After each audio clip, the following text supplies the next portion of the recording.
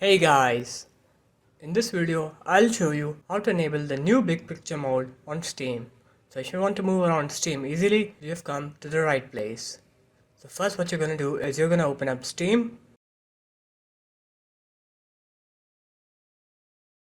and then you'll come to the top left corner here and you're going to click on settings, and then you're going to click on interface, and then you'll come right here and click on start Steam in big picture mode. And lastly, you're going to come here and you're going to click on enter big picture mode, and then Steam will restart and start in big picture mode.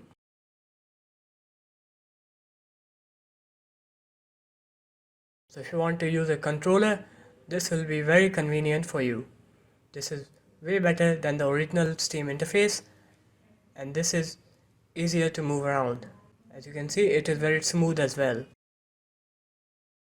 If you want to quit the big picture mode, then you can press escape and then click on power and then click on exit big picture mode, and then Steam will restart in the normal Steam interface. So there it is guys. If you found this video helpful, do leave a like, comment and subscribe to the channel, and I will see you in my next one. Peace.